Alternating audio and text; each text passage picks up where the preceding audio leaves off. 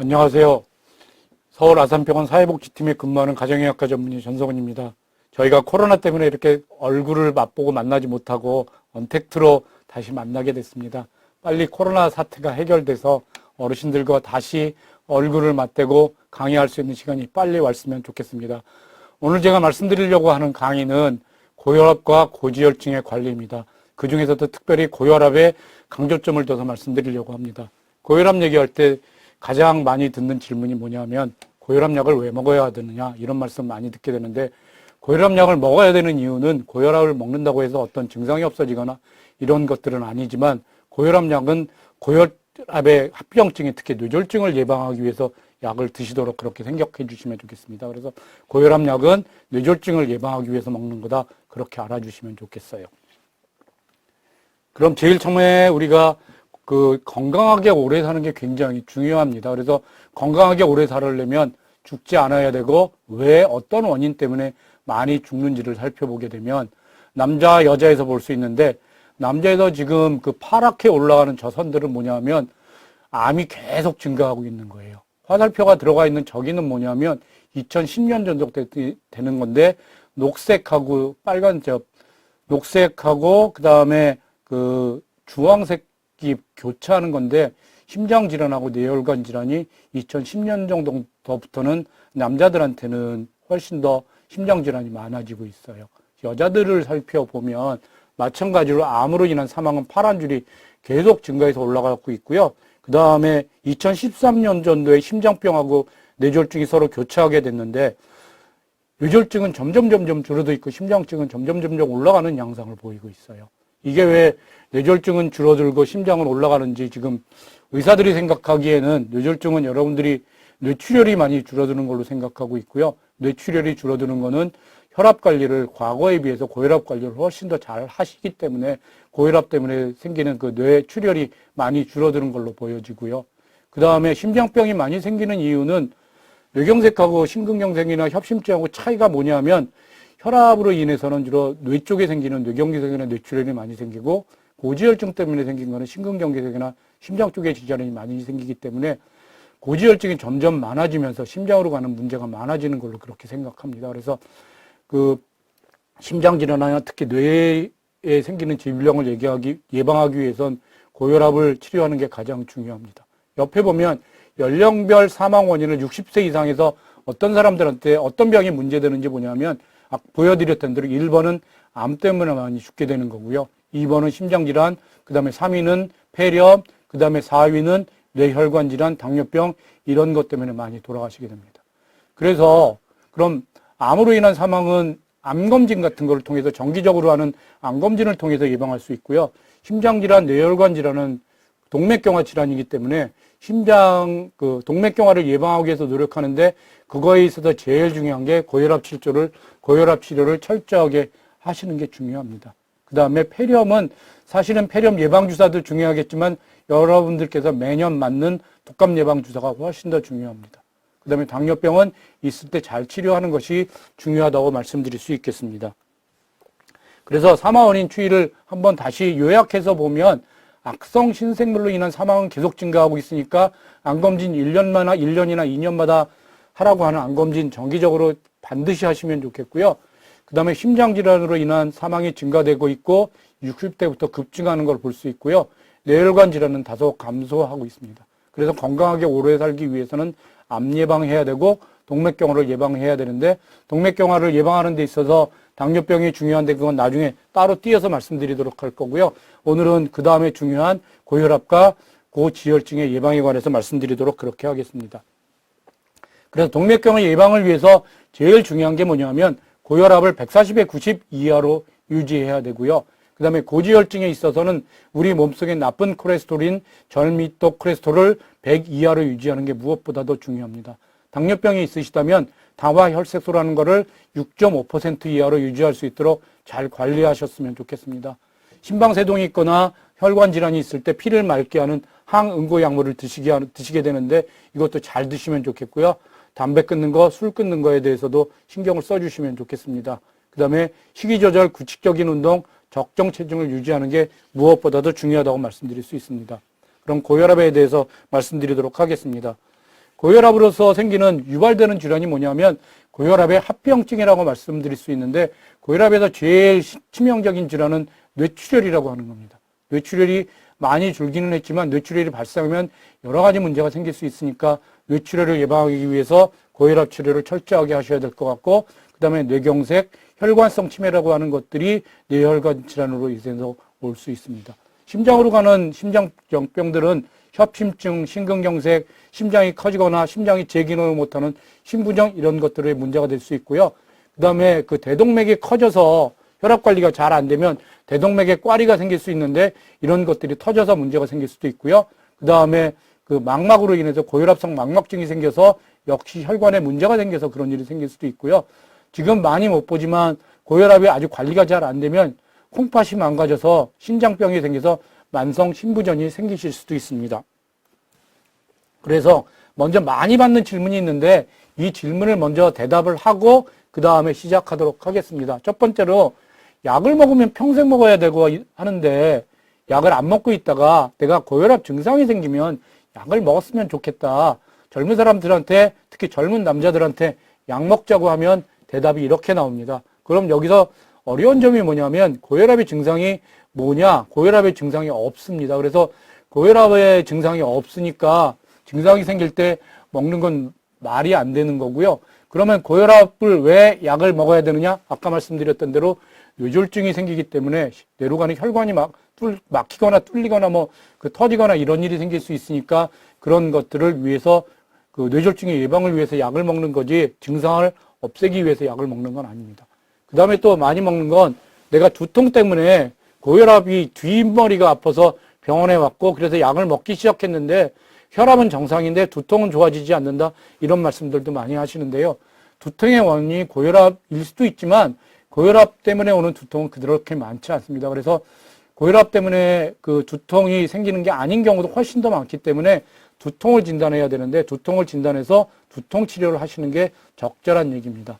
그 다음에 약을 먹었더니 혈압이 정상이었다. 어지럼증이 생기는데 약을 계속 먹어야 하느냐 하는 질문도 많이 하십니다. 근데 어지럼증이라고 하는 거는 혈압이 낮아져서 생길 수도 있습니다. 물론 전립선 약이나 다른 약을 같이 드시는 경우에는 혈압이 떨어져서 생길 수도 있는데 이거는 혈압을 자주 재서 실제로 혈압이 떨어져서 생기는 건지 아니면 어지럼증이 비련이나 귀에 생기는 문제 때문에 생기는 건지 여러 가지를 검사해 봐야 하므로 고혈압을 처방해 주신 선생님하고 상의해서 혈압이 물론 너무 낮아진 경우라면 약을 끊거나 줄이거나 하시는 경우도 있습니다.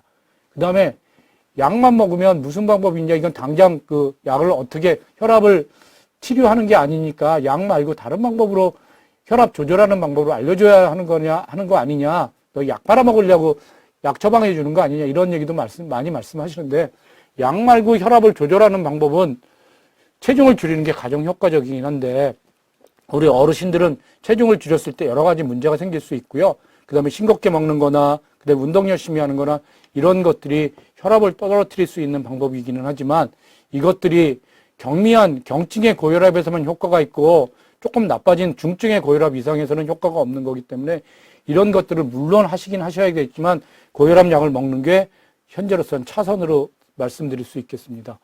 그 다음에 이제 고혈압 약을 처음 먹기 시작했는데 고혈압이 이제 정상이 됐으니까 약을 안 먹어도 되지 않느냐? 이제 고혈압이 치료된 거 아니냐? 이렇게 많은 말씀을 하시는데 고혈압은 치료가 되는 게 아니라 고혈압은 조절하고 관리하는 거니까 고혈압 약을 끊으면 다시 혈압이 올라가게 되기 때문에 고혈압은 거의 대부분 사람들에서 평생 드셔야 되는 걸로 되어 있습니다. 그래서 평생 고혈압을 끊는 건 생각하지 말아 주시고요. 그 다음에 약을 의사가 처방해 준 대로 규칙적으로 먹는데 혈압이 조절이 잘 안 된다. 이거 어떻게 해야 되느냐? 이런 질문도 많이 하십니다.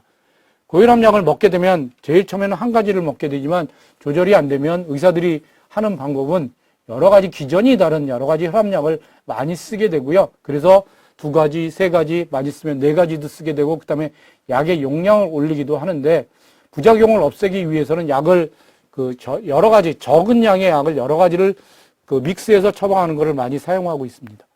그다음에 이제 저염식을 강조하니까 내가 밥 먹을 때 소금을 첨가하지 않는데 저염식을 어떻게 하느냐?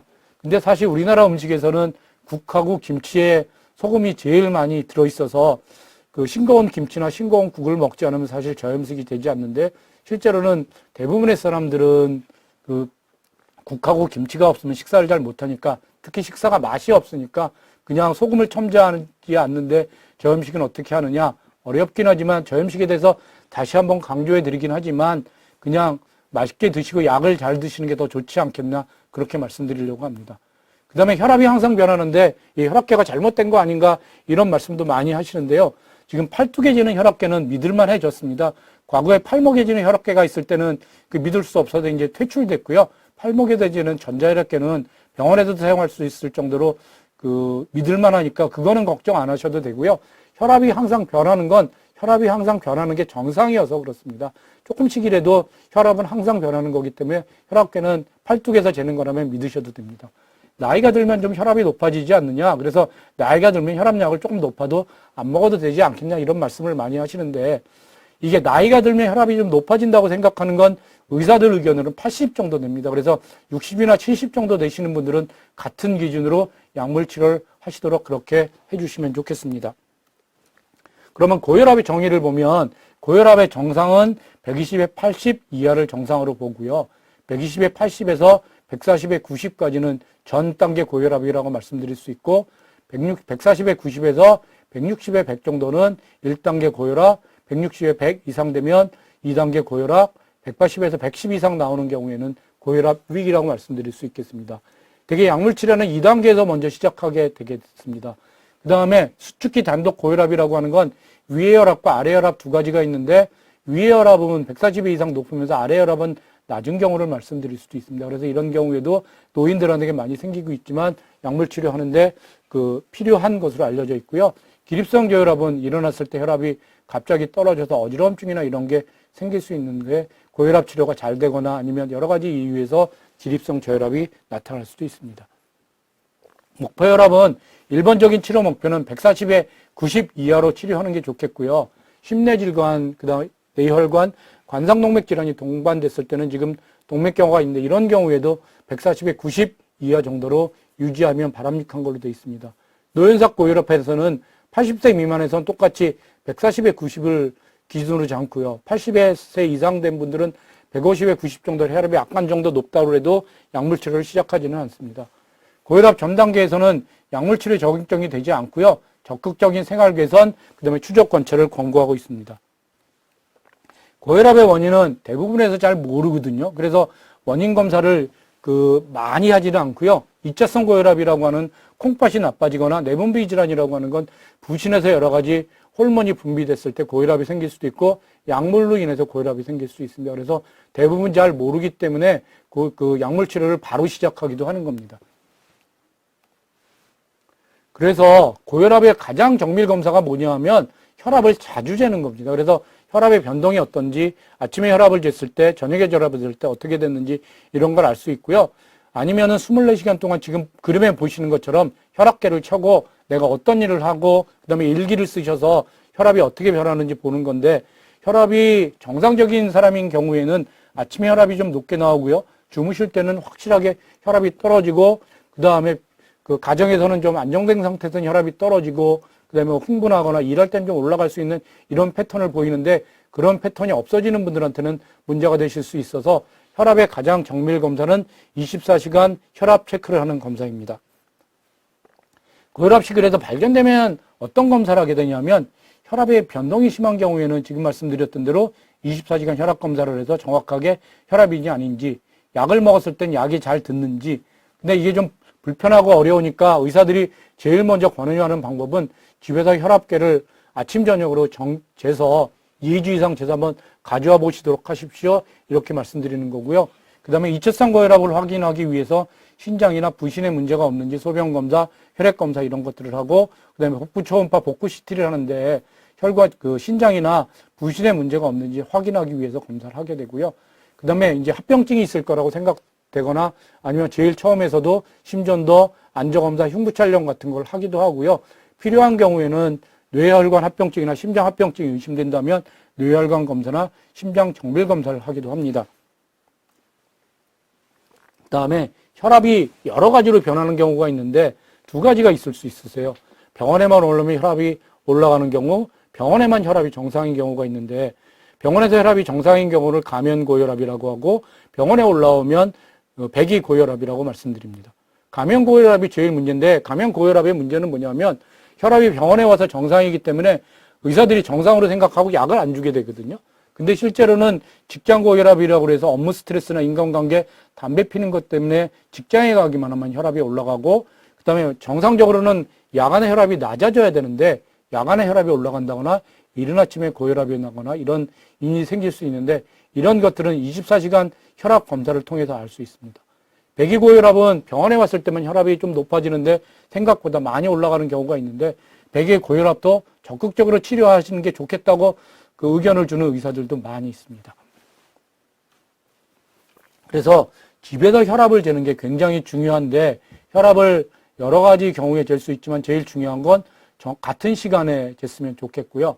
그 다음에 음식, 식사 후에 목욕, 운동, 30분 지난 후에 이런 거 혈압을 쟀으면 좋겠는데 이런 것들이 혈압에 영향을 높이거나 낮추는 그런 효과를 줄 수 있어서 그런 거고요. 그 다음에 배변이나 그 다음에 소변 보고 갔으면 좋겠고 의자에 앉아서 5분 정도 안정을 유지한 후에 그 다음에 혈압 측정을 했으면 좋겠습니다. 그래서 아침에 일어났을 때는 일어나서 소변 보고 되게 약을 이때 제일 많이 드시니까 소변 보고 약 먹기 전에 그다음에 혈압을 쟀으면 좋겠고 그다음에 밤에 주무시기 전에 혈압을 재서 가능한 같은 시간에 혈압을 재보고 한번 두세 번 재서 측정한 두 개의 혈압을 평균해서 이렇게 기록해서 병원에 가져다 주시면 의사들이 혈압약을 늘리거나 줄이거나 처방하는데 굉장히 도움이 되실 수 있습니다. 그 다음에 연세가 드신 어르신들한테는 고혈압의 특징이 뭐냐면 위의 혈압만 높은 수축의 고혈압이 많습니다. 아래 혈압이 낮기 때문에 그 아래 혈압이 떨어지면 어지러움증이나 이런 게 많이 생길 수 있어서 약제로 인한 부작용의 위험이 굉장히 크고요. 병원에만 오시면 혈압이 올라가는 이런 경우가 많습니다. 그럼에도 불구하고 어르신들에 있어서 혈압 관리를 철저하게 하려고 의사들이 생각하는 이유는 혈압 관리가 잘 되면 뇌졸중의 예방 등 2차 예방의 효과가 크기 때문에 젊은 사람보다 혈압 관리를 철저하게 해드리려고 노력하고 있습니다. 네, 고혈압 치료가 어떤 게 있는지 보면 먼저 식사요법입니다. 고혈압 치료는 그 염분을 줄이자가 굉장히 중요한데 염분은 어떤 역할을 하냐면 염분은 우리 그 몸속에서 그 물을 끌고 다니기 때문에 그 짜게 많이 먹게 되면 우리 몸속에서 물이 많이 남아 있어서 그 혈관에 가는 압력이 높아집니다. 그래서 그 싱겁게 먹게 되면 심장으로 가는 혈관 안에 있는 압력이 낮아지니까 그것 때문에 훨씬 더 혈압이 떨어지게 될 수 있고요. 그 다음에 지방의 과다 섭취 금지, 트랜스 지방, 포화 지방상을 주의하자고 하는 건 뭐냐면 우리가 고혈압을 치료하는 게 단순히 고혈압을 치료하는 게 아니라 동맥경화를 예방하기 위해서인데 동맥경화를 예방하기 위해서는 콜레스테롤, 고혈압을 같이 치료해야 되니까 특히 트랜스 지방이라고 하는 고지혈증의 위험 그 음식을 주의하시도록 그렇게 하시면 좋겠고요. 고혈압에 좋은 음식이 뭐냐고 묻는 분이 많이 계신데 만약에 저희가 대답한다 그러면 칼륨하고 단백질인데 단백질을 굉장히 적게 드시는 경우가 있는데 잘 많이 드시도록 노력해 주고요. 그 다음에 정상 체중을 유지하고 술을 적게 마시고 적정 칼로리를 지키셨으면 좋겠습니다. 술은 아예 안 드시는 게 더 좋을 것 같습니다. 정상 체중을 유지하는 건 어르신들의 경우에는 정상 체중을 유지하는 것도 좋지만 체중을 줄이지 않는 게 굉장히 중요하세요. 연세가 드셔서 체중이 줄어들면 영양 부족의 원인이 될 수 있고 그게 증상이 될 수 있으니까 체중을 유지하시도록 그렇게 노력해 주시면 좋겠어요. 그래서 싱겁게 먹는 거는 실제로 어떻게 하느냐? 싱겁게 먹는 건 제일 중요한 거는 그 김치하고 국을 안 먹거나 김치하고 국을 맛없게 만들어요. 그러면 실제는 맛이 없어서 먹기 어려우니까 우리가 그 염분을 줄이고 맛있게 먹는 방법은 뭐냐면 아무것도 안 넣으면서 간이 있는 건 한 가지만 만들어서 드시는 거예요. 뭐 잡채를 해서 먹는다거나 아니면 하나 튀김을 해서 먹는다거나 이런 식으로 한 가지만 맛있게 하고 나머지는 다 맛없게 무염의 요리를 사용하는 거고요. 실제로 소금보다는 후춧가루, 고추, 카레가루를 사용하면 그걸 같이 더 넣으면 좀 싱겁긴 하지만 맛있게 먹을 수 있고요. 그 다음에 짠맛보다는 신맛을 좀 이용하면 식초를 많이 드시면 염분을 줄일 수 있는 그런 효과가 있고요. 국은 건더기는 많이, 국물은 적게 먹어야 되는데 그 이유는 대부분의 그 나트륨, 그 염분은 국물에 들어있기 때문입니다. 그래서 이렇게 노력하는 게 좋긴 하겠지만 실제로 해보면 굉장히 어려우니까 안 되시면 맛있게 드시고 약을 잘 드시도록 노력해 주시면 좋겠습니다. 그 다음에 혈압을 내리는 칼륨이나 K라고 하는 것들이 있는데 이거는 NA라고 하는 불필요한 염분을 배촉하고 혈압을 올리는 레닌의 활성을 억제합니다. 여러분들 골프 선수가 골프하다가 제일 많이 먹는 게 바나나거든요. 칼륨이 많이 들어서 그렇고, 칼륨이 부족하면 근육이 수축되거나 경련이 일어나거나 이런 일이 생길 수도 있어요. 그래서 그 칼륨이 많이 들어있는 음식을 먹게 되는데 주로 야채나 그 다음에 과일에 많이 들어있습니다. 그래서 시금치, 고구마, 토란, 콩, 바나나, 사과, 참다래 등의 과일에 많이 들어있는데 칼륨에 있어서 주의하실 건 뭐냐면 첫 번째로 콩팥이 나쁜 분들은 칼륨이 잘 배출이 안 되기 때문에 칼륨이 올라가면 문제가 될 수 있어서 콩팥이 나쁜 분들한테는 문제가 되실 수 있고요. 그 다음에 두 번째로는 이 칼륨을 양만큼 많이 먹으려면 굉장히 많이 먹어야 되니까 실제로는 이런 음식을 많이 먹어서 혈압을 떨어뜨리는 거는 굉장히 어려운 일이니까 알고는 계셔야겠지만 이게 치료를 대신할 수는 없는 거고요. 그 다음에 또 당뇨가 있으신 분들은 여기 있는 과일을 많이 먹게 되면 혈당이 많이 올라갈 수 있기 때문에 그런 의미에서 알고는 계시면 좋겠지만 이걸 혈압을 떨어뜨리기 위해서 많이 먹자라고 권유하는 것은 아닙니다. 그 다음에 가능하면 운동을 많이 하시면 좋겠어요. 운동을 많이 하는 건 뭐냐면 가급적 많이 움직이고 이게 그래서 그 집안일도 운동이 아니어도 운동을 많이 움직이면 사망률이 떨어지는 걸로 돼 있고 조금 숨차는 정도의 운동을 하시면 좋겠고요. 유산소 운동을 주로 했으면 좋겠는데 운동은 일주일에 150분 이상이 최선입니다. 한 번에 10분씩 여러 번 하거나 이런 것들을 하는 거거나 아니면 뭐 일주일에 한 번 150분 하거나 하는 것들이 어떤 경우에도 운동에 효과가 돼 있다고 돼 있지만 가능하면 3일 이상에 걸쳐서 그 150분을 채웠으면 좋겠고 할 수 있으면 더 하시면 좋겠어요. 일주일에 2회 이상 근력 운동 하시면 좋겠고 우리 어르신들한테 제일 문제가 되는 거는 낙상이 제일 문제니까 물론 걷기 같은 유산소 운동도 좋겠지만 낙상을 예방하기 위해서 균형 감각, 그 다음에 하지 근력을 강화하는 것, 유연성 운동이 필수적이라는 걸 잘 알아주시면 좋겠습니다. 그래서 고혈압 환자는 주로 유산소 운동을 권유하게 되고요. 주로 여러분들한테는 많이 권유하는 게 걷기, 수영, 고정식 자전거 같은 거 하시도록 해주시면 좋겠고요.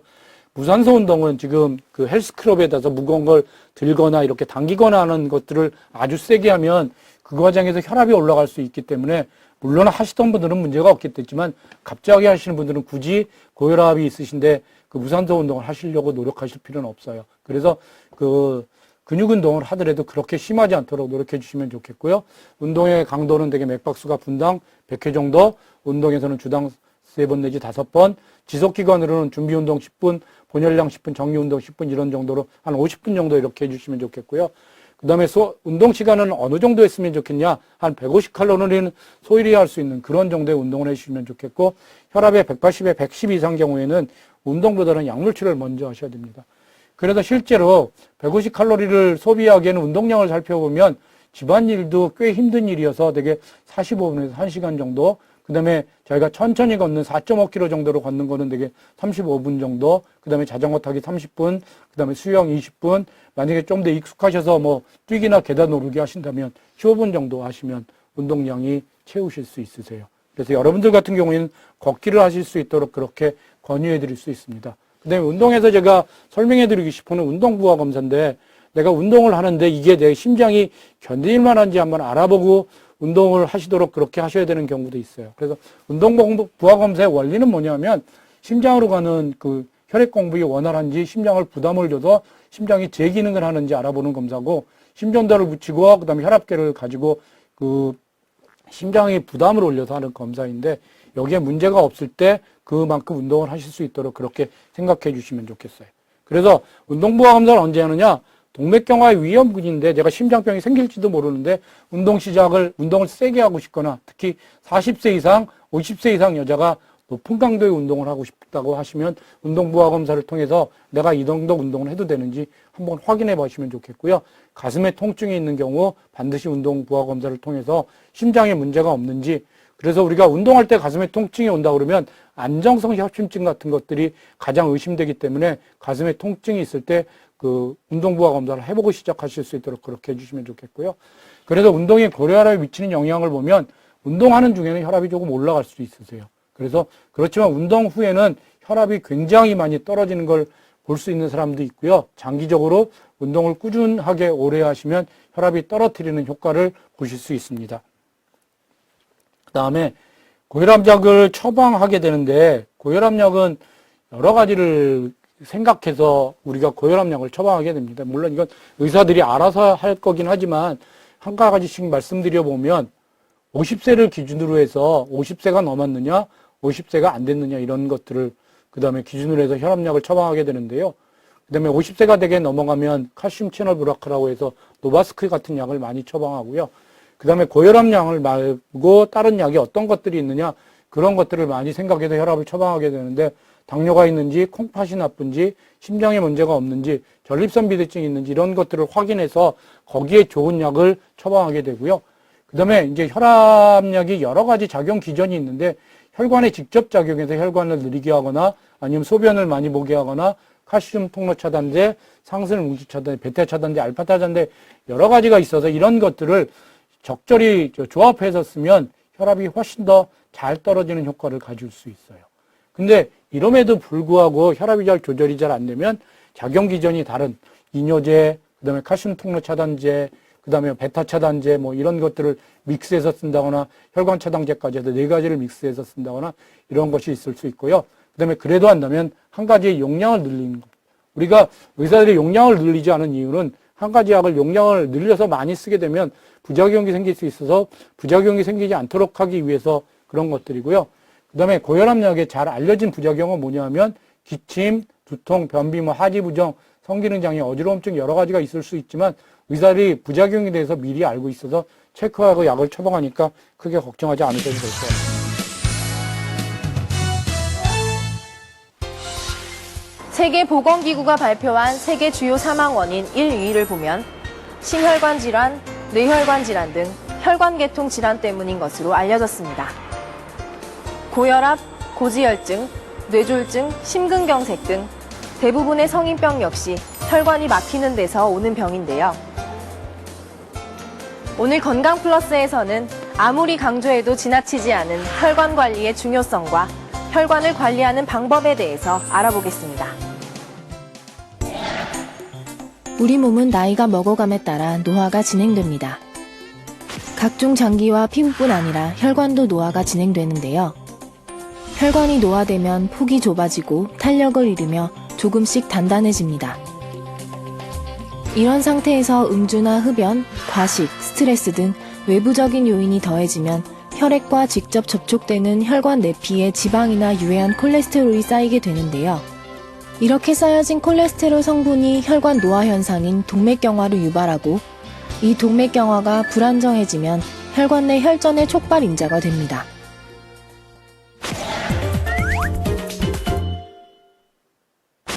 혈액순환이 갑자기 중단되기 때문에 심장에서는 급성심근경색 쪽으로 발현되게 되고 머리에서는 중풍으로 발현되게 됩니다. 두 가지 다 저희 나라에서 뿐만 아니라 전 세계적으로 돌연사의 원인으로 알려져 있습니다. 따라서 돌연사를 막고 건강한 삶을 유지하기 위해서는 평소 혈전이 생기지 않도록 혈관을 관리하는 것이 매우 중요한데요. 그렇다면 혈관은 어떻게 관리를 해야 할까요? 먼저 자신의 혈관 상태가 어떠한지를 알기 위해서 혈압과 혈당, 맥박, 그리고 콜레스테롤 수치 등을 살펴봐야 합니다.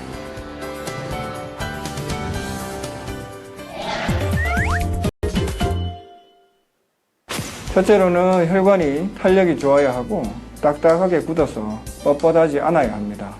두 번째로는 혈관 속에 콜레스테롤 같은 찌꺼기가 끼지 않아야 합니다.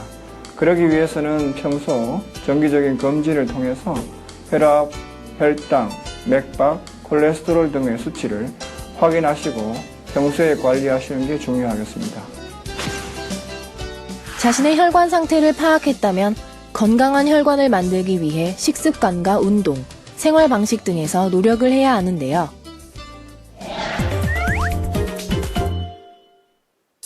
운동, 식습관, 생활습관으로 나눠서 말씀드릴 수 있겠습니다. 첫째, 유산소 운동을 꾸준히 최소 주 3회에서 5회, 한 번에 30분 이상, 일주일에 150분 이상 하시는 것이 좋겠습니다. 유산소 운동뿐만 아니라 근력 운동도 같이 병행하시는 것이 도움이 되겠습니다. 두 번째, 식습관으로는 혈액순환을 돕는 식품들, 특히 마늘에 함유된 알라신 성분은 몸을 따뜻하게 해주고 혈액순환을 돕는다고 알려져 있습니다. 오메가3 섭취도 혈관 건강에 도움이 됩니다. 세 번째, 밤샘 작업이나 과식 등으로 혈관이 단단해지고 노화되더라도 충분한 휴식을 취하면 다시 젊은 혈관으로 돌아갈 수 있습니다. 따라서 규칙적인 생활 습관을 유지하는 것이 중요하겠습니다. 혈관 건강을 위해 운동을 할 때에는 아침보다 오후가 좋다고 합니다. 아침에 잠자리에서 일어나면 신체가 매우 불안정한 상태라서 자칫 혈관 사고로 이어질 수 있기 때문입니다. 지금까지 건강플러스였습니다. 지금 말씀드린 건 우리가 이제 고혈압 때문에 궁극적으로 약을 먹는 이유가 동맥경화를 위해서 약을 먹는 거고, 그 다음에 동맥경화를 예방하기 위해서 여러 가지를 같이 조절을 해야 된다는 말씀을 드렸습니다. 그런 내용을 가진 동영상을 봤고요. 이번에는 이제 고지혈증을 어떻게 해야 되느냐. 고혈압과 더불어서 고지혈증이 굉장히 중요한데, 고지혈증은 처음에 말씀드렸던 대로 LDL이라고 하는 건 우리 몸속에 나쁜 콜레스테롤입니다. 그래서 나쁜 콜레스테롤 100 이하로 유지해야 되시는 분들은 관상용백, 심장으로 가는 혈관, 그 다음에 경동맥, 말초혈관, 당뇨병이 있으신 분들은 LDL 콜레스테롤 100 이하로 유지하는 게 바람직하고요. 그 다음에 우리 연세 드신 분들은 고혈압약을 드시면서 나이가 많다거나, 그 다음에 가족력이 있거나, 담배 피시거나 이런 여러 가지 위험 인자가 같이 있으시면 되게 LDL을 100 이하로 유지했으면 좋겠고, 만약에 고지혈증의 양을 먹는다고 하면 LDL을 100 이하로 유지하는 게 바람직하니까 LDL을 100 이하로 유지한다고 생각하시면 좋겠고요. 그 다음에 고혈압약을 먹는 노령층이나 흡연자는 LDL을 130 이하로 유지하고요. 그 다음에 저위험군에서는 LDL이 160 이하가 되면 바람직한 걸로 알려져 있고요. 금연하고 고혈압약을 먹지 않는 경우라면 크게 문제가 되지 않을 것 같습니다. 그래서 되게 건강검진을 하거나 그랬을 때 큰 문제가 없는 사람들은 160이 넘었을 때 약물 치료를 권유할 수 있고, 그 다음에 여러 가지 문제가 있는 사람들은 130 이상에서도, LDL이 130 이상에서도 약물 치료를 권유하기도 합니다. 그래서 이제 고지혈증 치료는 뭐냐면 식이요법, 운동요법, 약물요법으로 한 가지씩 말씀드릴 수 있겠는데, 식이요법은 동물성 지방이 주로 콜레스테롤을 올리거나 나쁜 콜레스테롤을 올리거나 그렇게 할 수 있으니까 그런 것들을 말씀드릴 수 있고, 그 다음에 동물성 지방도 물론 나쁘지만 트랜스 지방이라고 하는 게 훨씬 더 나쁜 걸로 알려져 있습니다. 상온에서 고체 상태를 유지하는 것들이 많이 있는데, 우리가 많이 먹는 그런 것들, 햄버거나 이런 데 많이 속했는데 여러분들은 많이 드시지 않겠지만 그런 것들이 고지혈증에 훨씬 더 위험인자가 될 수 있고요. 꾸준하게 운동하는 거. 그 다음에 약물요법은 콜레스테롤 떨어뜨리는 스타틴 계통의 약물 드시는 게 중요하고요. 중성지방은 파이브레이트나 오메가3 같은 것들을 처방하게 되는데, 오메가3를 드시면서 콜레스테롤도 떨어질 거라고 생각하면서 약물 치료를 안 하신 분들을 가끔 보실 수 있는데, 오메가3가 영양제로서는 상당히 좋지만 그게 중성지방은 물론 떨어뜨릴 수 있지만 콜레스테롤 자체를 떨어뜨리는 건 아니니까 유의해 주시면 좋겠습니다. 그래서 다시 한번 마지막으로 몇 가지를 강조해서 말씀드리면, 고혈압, 고지혈증 치료하는 건 지금 당장 증상이 없더라 하더라도 우리는 이거 동맥경화, 심장으로 가는 혈관이나 뇌로 가는 혈관을 막는 것을 예방하기 위해서 약물 치료를 하는 거니까, 물론 약물 치료하는 게 최선은 아니겠지만 대부분의 사람들은 체중 감소, 체중 감량, 운동, 식사 가지고 잘 조절이 안 되니까 이런 것들이 고혈압, 고지혈증 약을 철저하게 먹는 게 차선책이 될 수 있으니까 우리가 동맥경화를 예방하기 위해서 고혈압약, 고지혈증약 필요하면 아스피린을 포함해서 약을 잘 드시도록 했으면 좋겠고, 그렇다고 약을 먹는다고 해서 우리가 운동, 식사요법, 그 다음에 이런 것들을 게을리하시면 안 됩니다. 특히 담배 끊는 거, 술 끊는 거 신경 써주시면 좋겠습니다. 경청해 주셔서 감사합니다.